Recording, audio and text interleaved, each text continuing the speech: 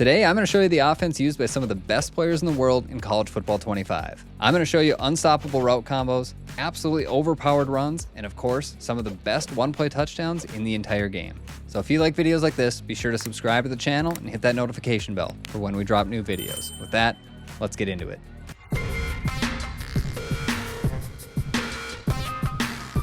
So today, I'm going to be showing you a mini scheme that you can use to beat any defense in the game. And this is from the formation normal Y off close in the Oregon offensive playbook. And as always, this full scheme with even more one-play touchdowns and unstoppable setups can be found on WinCollegeFootball.com. Now with that, let's get into the first play. Now we're going to get started by taking a look at what's possibly the most overpowered play in College Football 25. This is the play Y sail. All right, so here's the play Y sail stock. Really importantly though, what I want to cover is we're going to run this with our tight end to the wide side of the field. So you can see the ball is kind of close to the right hash mark here. Our tight end number 3, he's to the wide side. Now, in order to run this play to make it even more overpowered than just the stock setup, if you have a receiver in this position right here with the ability takeoff, which Oregon does, Stewart, number 7, has the ability takeoff. He has gold takeoff on him. This play becomes almost unstoppable, and I'm going to show you how it bombs a lot of different defenses.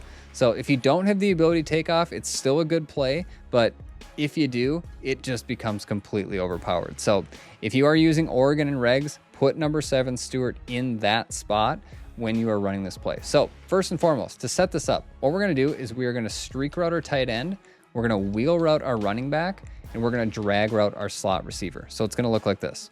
Now I'm going to start by showing this against the cover 3 defense. All right.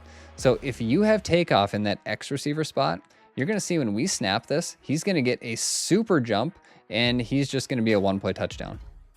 It's definitely the fastest cover 3 bomb in the game.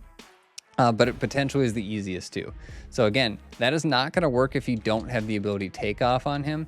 But if you do, it's just a free score. So again, cover 3, doesn't matter how they shade, I'll shade down this time. And you're just going to see he's going to get a free release and he's gone. Just literally a lob pass lead straight up, one-play touchdown. So that's good, right? That's really effective.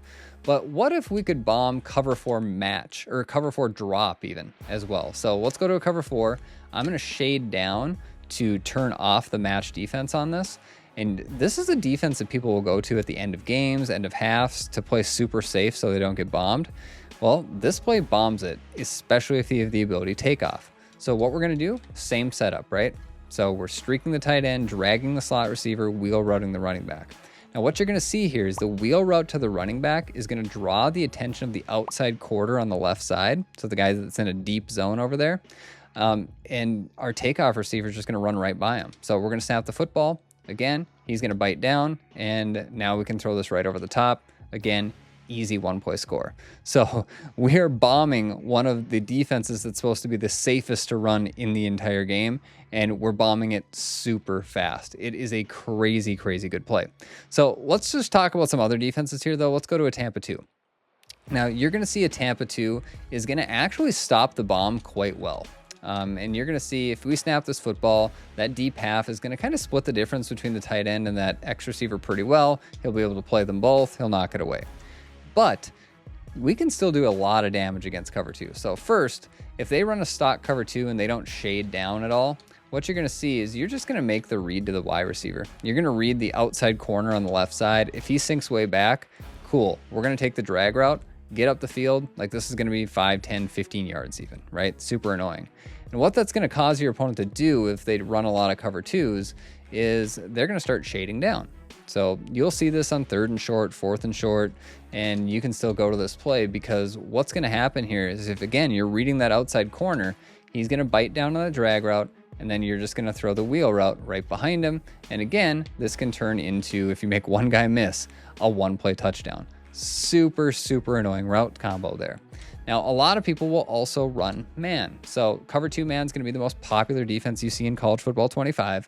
All we're going to do is I'm going to run it like most people do. I'm going to actually press, and it's shaded down already. And we're just going to streak the tight end, wheel route the running back, drag Y. And again, you're going to see that you should have the drag route to the slot receiver first, You potentially will have the wheel route to the running back, but you also have this backside dig route by the B receiver that's going to torch man defense. So again, we're going to snap it here. Look at the drag route.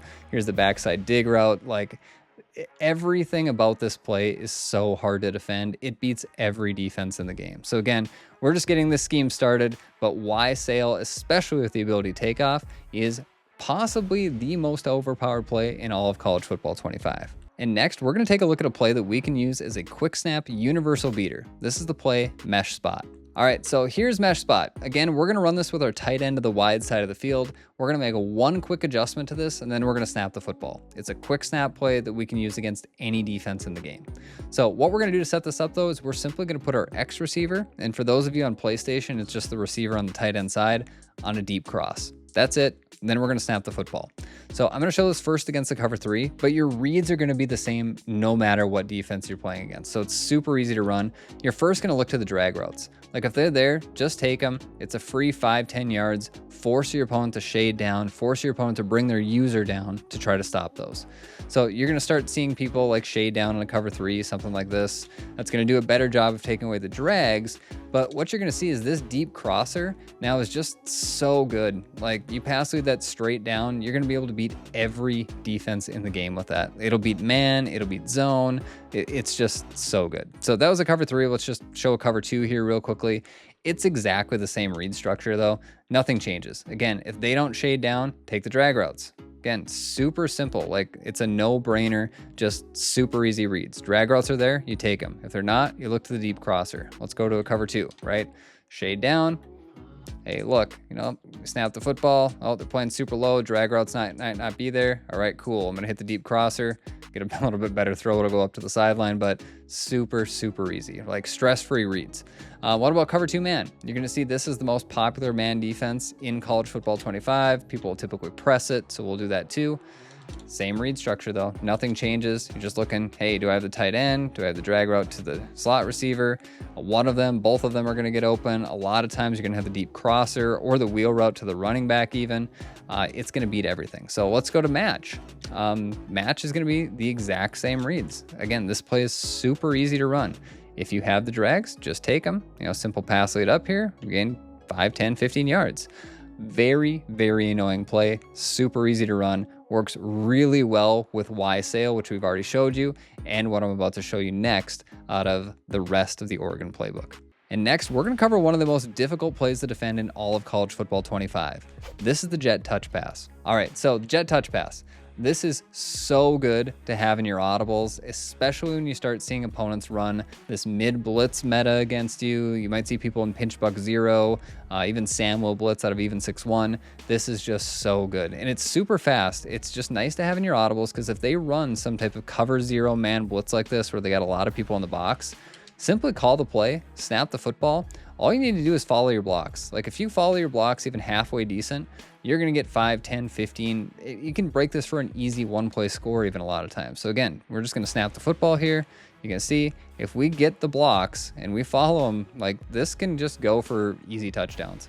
Like that's all there is to it. It's simply a snap the football, identify the defense. That's it. This is not going to be as effective against, somebody running like a true cover 3 or something like that. It's still going to work. It might not go for a one-play score. It can still be really, really solid though, and you might have to cut it back up to the inside. And actually, we did turn that into almost a one-play score. But it's so good at relieving the stress of playing against like this mid-blitz stuff. So it's so important to have this in your audibles. And if you run this a couple times against your opponent, you're going to get them out of some of the most annoying defenses in the game.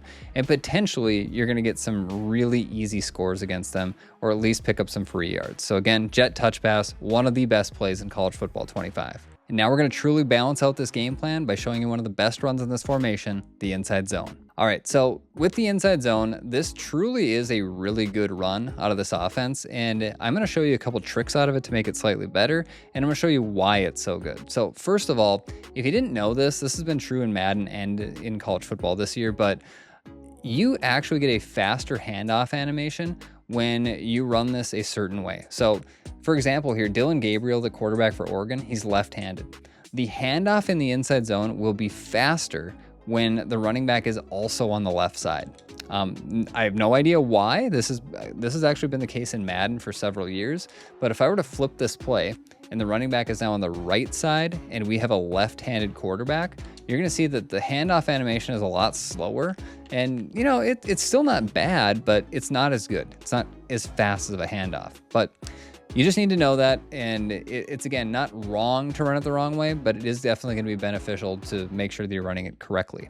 Now, next, you're going to see your opponents, because of the passing plays we have, because of jet touch pass, they are really going to focus on spreading their defensive line, sending loop blitzes, doing whatever they can to contain the jet touch pass and stop the passing game.